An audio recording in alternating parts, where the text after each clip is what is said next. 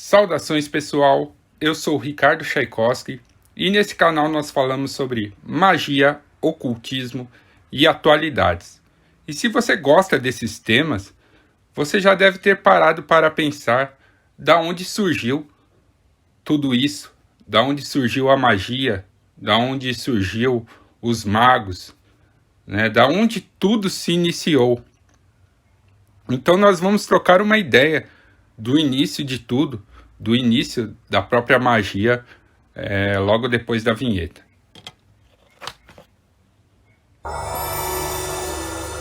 Salve pessoal, sou Ricardo Tchaikovsky e eu sempre gostei, sempre estudei magia e ocultismo. Todavia, quando eu iniciei meus estudos, era muito difícil eu ter acesso a um conteúdo bibliográfico de qualidade.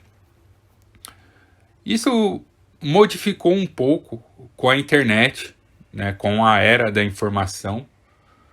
Porém, eu ainda me deparei com um problema, que era selecionar as informações válidas, as informações fidedignas. Porque hoje existe muita pessoa falando sobre magia e ocultismo e você fica em dúvida sobre qual material selecionar, qual material que é ideal para você começar a estudar. Então isso sempre foi uma preocupação minha. Eu sempre quis selecionar os melhores materiais para eu ter uma base forte, né, para falar sobre esse assunto. E um dos temas que vieram à minha cabeça foi da onde surgiu, né, da onde surgiu a magia, da onde surgiu o mago. Porque quando a gente pensa em mago, já vem algumas imagens arquétipas na nossa cabeça, já vem algumas imagens aí de alguns personagens ilustres da cultura pop. Então você pensa no Gandalf, você pensa no Harry Potter, você pensa no Mago Merlin, né? Quando fala de magia, essas ideias, essas imagens vêm à sua cabeça. Mas eu sempre falei, da onde surgiu isso efetivamente? Aquele que já deu uma pesquisada um pouco melhor sobre o assunto já deve ter ouvido falar dos Magi, né, que era uma casta sacerdotal do Irã, né, na verdade da Pérsia, que hoje em dia é o Irã, que deu origem a essa ideia de mago, né, desse arquétipo. Né? Então, quando você pensa num mago, essa ideia de mago veio desses sacerdotes da Pérsia. E segundo o Stephen Flowers, que é um grande estudioso desse tema, ele diz que a palavra magia ela deriva de um termo iraniano, o termo magu, magu com U, né? Que esse termo ele denotava uma classe sacerdotal de homens educados e iniciados nas artes e ciências de forjar uma ligação salutar entre o reino supernal e o mundo terrestre de eventos e fenômenos. Ou seja, esses iniciados, eles faziam ligações entre os fenômenos físicos e os fenômenos espirituais. Infelizmente, muito do conhecimento que eles possuíam se perdeu nos caminhos, se perdeu nesses séculos todos que passaram, desde que essa sociedade, desde que esses magi estavam em evidência, né? E só que hoje em dia, com trabalho arqueológico, com trabalho de historiadores, com trabalho de várias pessoas, nomes tanto da área da magia quanto das áreas acadêmicas convencionais, né, das academias, das universidades, a gente conseguiu resgatar grande parte desses conhecimentos, né? Sem falar que existe uma casta de magi ainda ativa hoje, né, que estão ativos aí através do zoroastrismo, que é a religião aí fundada pelo Zoroastro, né? Então o zoroastrismo ele ainda preservou algumas das raízes desse conhecimento mais antigo, né? E o que a gente tem? O que essas pessoas que estudaram isso tudo falam sobre magia? como que os antigos encaravam a magia? Então, os antigos eles encaravam a magia,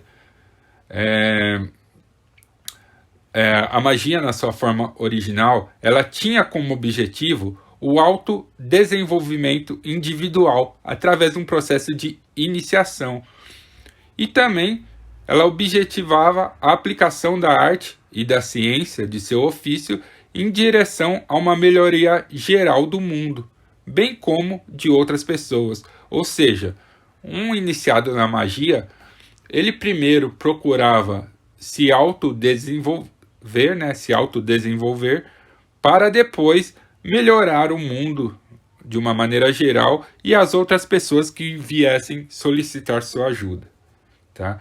Então, o objetivo final da magia, segundo os antigos, era trazer a felicidade individual e coletiva. Então, a magia ela sempre trabalhou com o bem-estar humano, com o desenvolvimento humano e com o cultivo da felicidade. Isso desde os primórdios. Então, quando essa classe sacerdotal decodificou todas essas liturgias mágicas, o objetivo final dela era simplesmente esse, né? Obter uma felicidade. É interessante notar que os antigos eles faziam uma distinção clara entre a magia e a religião. Logicamente, a religião deles era mágica, né? Ela era mágica em certo sentido. Porém, magia para eles era um conjunto de técnicas, né? Lembre-se, a magia era arte e ciência. Então, para se praticar a magia dos magi, não é necessário adotar o ponto de vista religioso do zoroastrismo, por exemplo. Todavia, o conhecimento da história, dos valores culturais dos magos originais, ele vai aprimorar a compreensão do ocultista moderno sobre o funcionamento da arte e da ciência da magia. É por isso que o estudo dessa antiga cultura, dessa mitologia, eles são altamente recomendados para o ocultista moderno. E eu acho curioso que grande parte da comunidade mágica dos dias de hoje, ela ignora totalmente esse tipo de estudo. Né? Ultimamente, na comunidade internacional, você até vê focos de interesse pela tradição iraniana dos magos, ou dos mazdaístas, como eles se autoproclamavam, desculpe. Né? Então tem crescido o interesse por essas artes da magia mais primordial. E eu achei que era a hora de trazer isso aqui para o Brasil, que eu não vejo os magos falando sobre isso aqui no Brasil, tá? Então a escola de magia que foi fundada, alguns dizem que foi fundada, outros dizem que foi reformulada pelo profeta Zaratustra, e o sistema que ele fundou, ele é conhecido no Ocidente como zoroastrismo, tá? E ele atua como uma matriz para os símbolos e fórmulas da magia primordial. Né? Suas raízes elas são mais profundas, elas se estendem até os primórdios da humanidade. E, evidentemente, existe um vasto oceano de práticas, crenças produzidas por essa matriz, mas quase nada disso chega aqui no Brasil. Né? Então, eu, pessoalmente, nunca ouvi ninguém falando sobre isso. Né? Nunca vi um vídeo do YouTube falando sobre isso de uma maneira mais profunda. Né?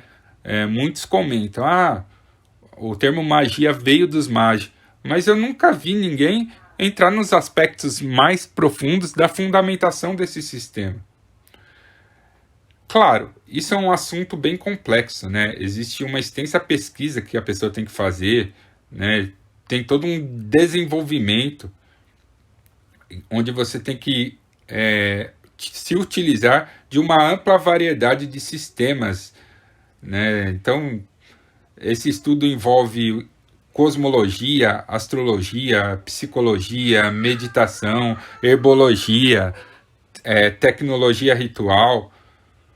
Então, o sistema que eu vou me esforçar para apresentar no curso porque esse aqui é o grande objetivo, tá? O grande objetivo desse vídeo é, na verdade, apresentar o curso para vocês, o curso da SLE sobre magia persa. Eu já toquei nesse assunto em outros vídeos, mas eu decidi fazer um vídeo mais específico sobre isso, tá? E não se preocupe, eu não tô aqui também para vender, né? Na verdade, ao mesmo tempo que eu vou vender o meu curso, eu também quero passar algum conteúdo gratuito aí para quem está se interessando, né? Mas eu acho que é hora de eu falar um pouco mais sobre esse curso para vocês, só para vocês terem uma ideia geral, tá? Então, nesse curso,